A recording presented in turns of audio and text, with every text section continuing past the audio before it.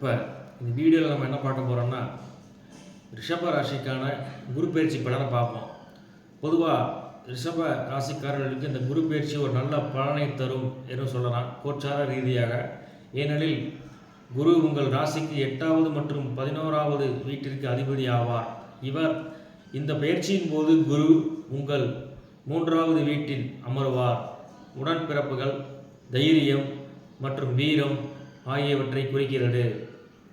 மதம் மற்றும் அறிவு தொடர்பான சில செயல்களில் நீங்கள் ஆர்வம் காட்டுவீர்கள். உங்கள் அறிவு மற்றும் பேச்சால் மக்களை கவருவதில் நீங்கள் வெற்றி பெறுவீர்கள். உங்கள் உடன்பிறப்புகளுடனான உங்கள் உறவு இனிமையாக மாறும் என சொல்லலாம். நீங்கள் எப்போதும் அவர்களுக்கு ஒரு ஆதரவாகவும் இருப்பீர்கள்.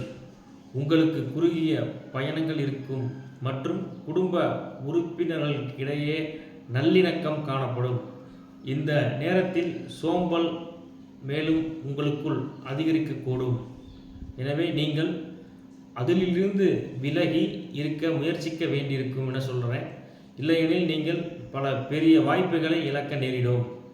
எனவே குரு பகவானின் அருளால் திருமண உறவுகளில் உள்ள கசப்புகள் அனைத்தும் நீங்கும். பரஸ்பர நல்லிணக்கம் மேம்படும் மற்றும் உறவு வலுவடையும்.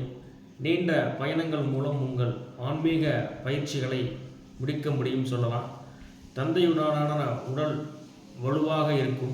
உங்கள் வருமானமும் அதிகரிக்கும் மற்றும் ஒன்றுக்கு மேற்பட்ட மூலங்களிலிருந்து சம்பாதிக்கும் வாய்ப்புகள் அதிகமாக காணப்படும்.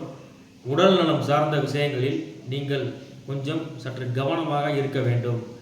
உங்களுக்கு ஒரு எளிய பரிகாரம் அப்படின்னா, வியாழக்கிழமை அரச மரத்தை தொடாமல் தண்ணீர் ஊற்றுவது உங்களுக்கு ஒரு சிறந்த ஒரு பரிகாரம். மேலும் வியாழக்கிழமை விரதமாக இருந்து தட்சிணாமூர்த்தியை நல்லா வழிபட்டுக்கிட்டே வாங்க. நன்றி, வணக்கம்.